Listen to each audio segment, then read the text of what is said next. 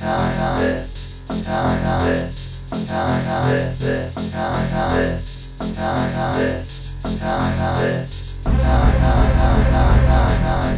hey, lil' mama, I could transform ya. No. Hi, I am here to talk to you about change and really daring to change in this new year that we're in already, the first day of 2011. And of course, with the new year coming, that's kind of been a topic of conversation that I've been engaging in and hearing a lot of people talk about what they want to change, what your resolutions are for the new year, what intentions you're setting going forward. How are you going to make you better in this new year that's coming up? And for some people, I've noticed that this is very hard to believe that change is possible. And for most of us, I think we have this resistance to change. We feel somehow that change at times can be scary. We don't know what's going to happen. For some of us, we probably feel out of control. And not only that, but that we don't know what it's going to bring into our lives or also what it's going to take out. And that's sometimes our fear that, things are going to change and they're no longer going to be what they used to be. So, as we talk about this, I really want to encourage you to incorporate a couple of things that will help you with change and really making it work for you in this year. And so that way, when you get towards the end of the year, you can look back and say, hey, I did big things this year. The change actually stuck. I was able to set out and accomplish what I had intended to at the beginning of the year. And the first thing is to really recognize what is blocking you from the change, what feelings, what negative thoughts you're having about the change that is making you feel like you cannot take a risk and step out on the change. So, really taking a look at your feelings, at your thoughts. For many of us, it's because we don't know what's going to come next. So, for instance, for me, believe it or not, I hadn't upgraded my phone in 6 years. And the thought of upgrading, even though I knew, I was going to get a new phone or I was going to be able to do things with my phone that I hadn't been able to do with the phone for 6 years or ever actually, still was not something I was wanting to just jump into. I wasn't really like, oh, yeah, I'm going to go get a new phone. And I realized what had happened was that I had really attached myself to the phone. And, somehow letting go of the phone meant letting go of me, like an older me, like a past me, let's say, not an older me, but a past me, a me that used to be. So with my phone, I was able to call Canada, I was able to do other things that came with the phone. But I realized I was no longer that person, that really needed to call Canada the way I did before. I no longer had the same connection I had with my hometown. My parents, my family was still able to get a hold of me, but it was really letting go of this idea of this girl, that came from Canada and how I'm still from Canada, and really moving into this whole new person that I am. Really embracing that, yes, that was a part of my life, but now this year moving into, for instance, getting my U.S. citizenship, and somehow all of that was in the phone. And believe it or not, this happens to many of us, that we have all these memories and feelings and thoughts attached to certain things in our life, not just things, but maybe sometimes people. So like letting go of old friends, or letting go of people that are just gently coming out of our lives because um, the purpose that they served in our lives, is no longer there. Like we're moving to a different level, and what the universe really does is send us what we need at any particular point in our life that supports us to our fullest potential. So that's really what change means, is that we're being supported at a new level, and in order to get there, we really need to be okay with the growth that comes with it. So beginning to recognize what is blocking us. So really for me, it was just taking the time to look at the phone, sit with the phone, and be like, okay, so what is it that I'm feeling as I let go of this phone? What am I going to be missing out on? I had a friend mention her car. Her car was breaking down on her. Her car was no longer reliable. She didn't feel safe in her car, but she still had feelings of not wanting to go find another car because that was her car, and she didn't want another car because she was used to that car, even though that car no longer was serving her at her best potential, and it wasn't serving. the purpose that our car is supposed to serve in life. But even though the change of it all was still something she was not willing to or ready to embrace. And when she talked about her new car that she actually did get, she mentioned about how reliable it was and how happy she was that she had it. And she did say, like, I can't believe I didn't want to get rid of my old car. Even though it was breaking down all the time, I had such problems just letting go. So that's usually what it is with us with the change, is really being able to let go and realize that we're ready to move into something new and better. We really want to just hold on to what we're comfortable with.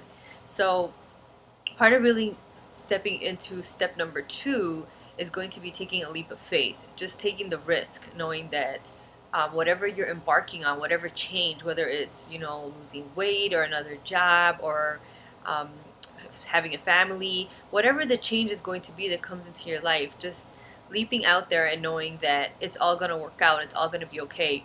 And in order to do this, we really want to reframe this with surrender. Surrender is a great thing that we can bring into, a great energy we can bring into this idea of change.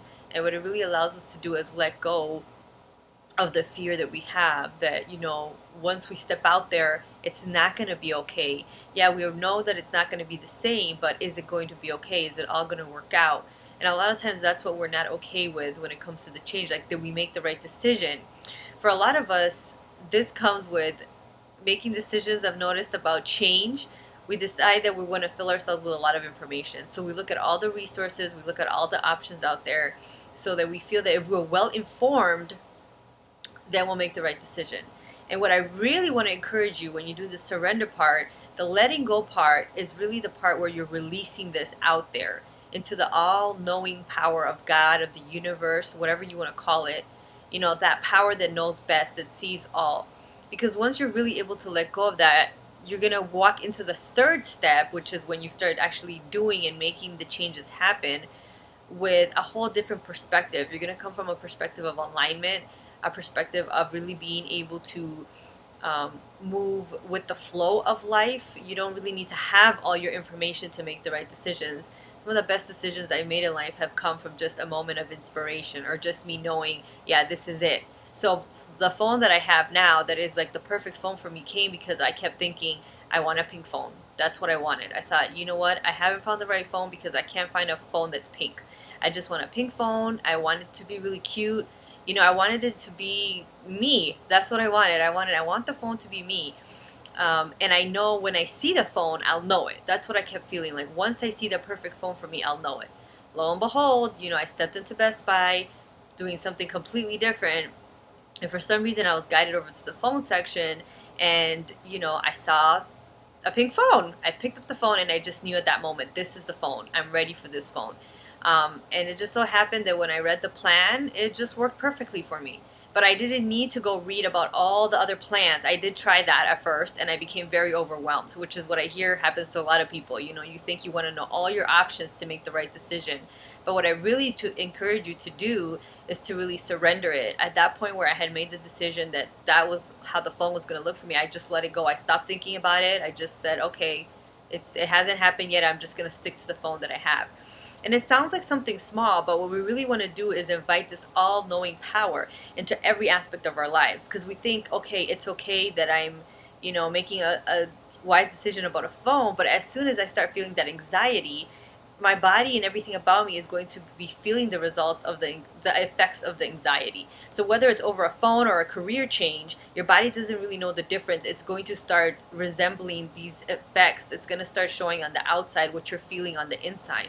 So that's why with every single thing that we do in life, we really want to bring in these steps of recognizing what is really limiting us, what limiting thoughts we're having, what attack thoughts are we having, what feelings are we having, so we can recognize anxiety or, fear, and then really move into this letting go.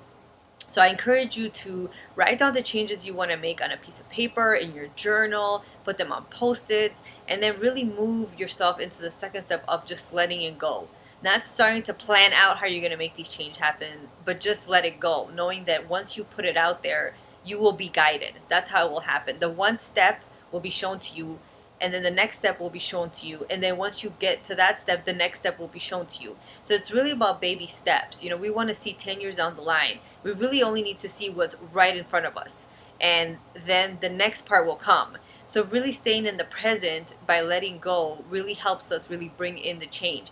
If you think about how you're going to lose weight and keep it off, 5 years down the line, you're going to get overwhelmed because you're going to be thinking, okay, well, do I need to count calories? Do I need to do I need to check my weight every day? Do I need to go to Weight Watchers? I mean, you could have so many options out there. How do you know which one is best for you?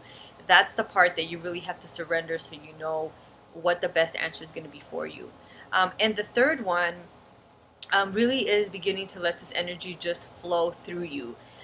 So the third energy is just the third step, sorry, is just really reusing this energy that you've created. Once you recognize what's limiting you from embracing the change, you've moved the change into really letting it go by putting it down on a paper or putting it down on a post-it somewhere in your house. And what you really step into there is just the knowing that once you put it out there, the universe is conspiring to make it happen. It's working in your favor.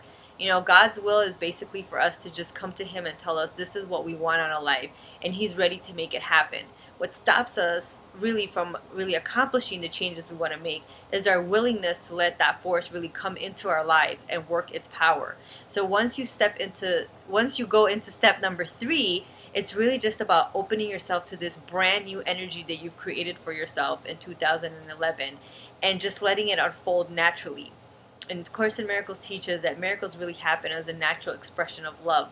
So as you really are able to surrender to the power of love in your life, you really begin to see how the changes will just happen just naturally. They'll just present themselves. So just like that phone popped out of nowhere when I was least expecting it, a job will pop out of nowhere. Your perfect soulmate will pop out of nowhere.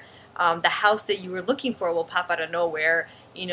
Whatever answer you're looking for is going to come to you. You're going to become magnetic. You're not going to have to go run out there searching, like a chicken with their head cut off for every answer, every information that you can imagine to make change possible. So you're quote unquote informed of everything that's out there. What you're going to really do in the third step is take inspired action. So as you begin to use this energy, your actions are going to be inspired because you've done enough of the first and second step, which really just involve you sitting and taking it all in. And then the first step is really sitting, you just observing yourself, understanding yourself. And then the second step is really letting it go, knowing and having the faith that it's already been taken care of for you. And then the third step is just chill out, man. Go with the flow.